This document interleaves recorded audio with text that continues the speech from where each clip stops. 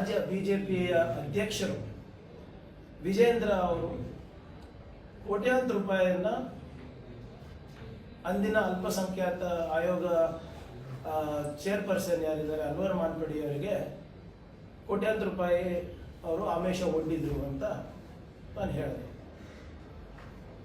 ಅದಕ್ಕೆ ವಿಜೇಂದ್ರ ಅವರು ಇವತ್ತು ಸ್ಟೇಟ್ಮೆಂಟ್ ಕೊಟ್ಟಿದ್ದಾರೆ ಸದನದಲ್ಲಿ, ಅಥವಾ ಕ್ಲಾರಿಫಿಕೇಶನ್ ಕೊಟ್ಟಿದ್ದಾರೆ. ಸರ್ಕಾರ ಹಿಟ್ ಅಂಡ್ ರನ್ ಮಾಡ್ತಾ ಇದೆ,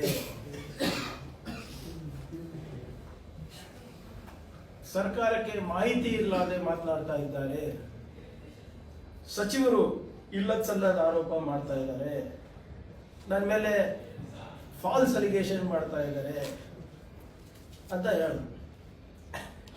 ಮೊದಲನೇದಾಗಿ ಬಿಜೆಪಿ ಅವರಿಗೆ ಮತ್ತೆ ಅವರ ರಾಜ್ಯಾಧ್ಯಕ್ಷರಿಗೆ ಬಹಳ ಸ್ಪಷ್ಟವಾಗಿ ತಿಳಿಸ್ಲಿಕ್ಕೆ ನಾನು ಬಯಸ್ತಾ ಇದ್ದೇನೆ.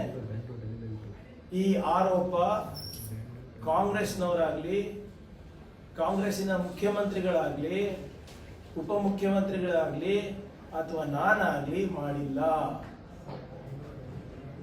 ಈ ಅಕ್ಯೂಸಿಷನ್, ಈ ಅಲಿಗೇಷನ್ ಮಾಡಿರೋದು ನಿಮ್ಮ ಪಕ್ಷದ ಪ್ರಮುಖ ವಕ್ತಾರರು ಮತ್ತೆ ನೀವು ಅಪಾಯಿಂಟ್ ಮಾಡಿದಂತ ಅಧ್ಯಕ್ಷರು, ಅಲ್ಪಸಂಖ್ಯಾತರ ಆಯೋಗದ ಅಧ್ಯಕ್ಷರು ಅನ್ವರ್ ಮಾನ್ಪಡೆ ಅವರು.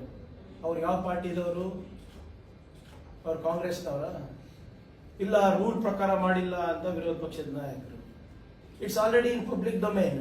ನಾನು ಹೊಸದಾಗಿ ಏನಾದರೂ ಹೇಳ್ತಾ ಇದ್ರೆ ನಾನು ಹೌದಪ್ಪ ನಾವು ಮಾಡಿ ನಾನು ಪರ್ಮಿಷನ್ ತಗೋಬೇಕು, ಅದು ಇದು ಮಾಡಬೇಕು, I have to place the documents.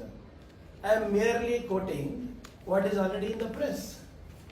ನೀವು ಏನು ಪ್ರಸಾರ ಮಾಡಿದ್ದೀರಾ, ನೀವೇನು ಮುದ್ರಣೆ ಮಾಡಿದ್ದೀರಾ, ಅದನ್ನೇ ನಾನು ಉಲ್ಲೇಖಿಸ್ತಾ ಇರೋದು.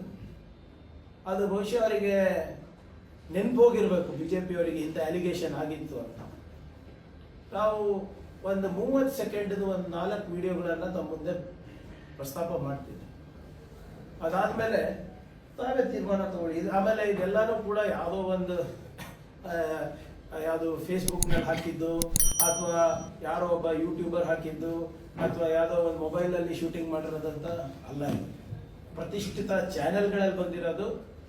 ಪ್ರತಿಷ್ಠಿತ ಚಾನೆಲ್ಗಳಿಗೆ ಸಂವಾದವನ್ನ ಇವರು ನೀಡೋದು. ಕೆಲವು ಅಂಶಗಳನ್ನ ಹೇಳ್ತೀವಿ. ದಯವಿಟ್ಟು ತಮ್ಮ ಹಿಂದಿನಂತೆ ತಮ್ಮ ಸಹಕಾರ ಸಹನೆ ಇರಲಿ.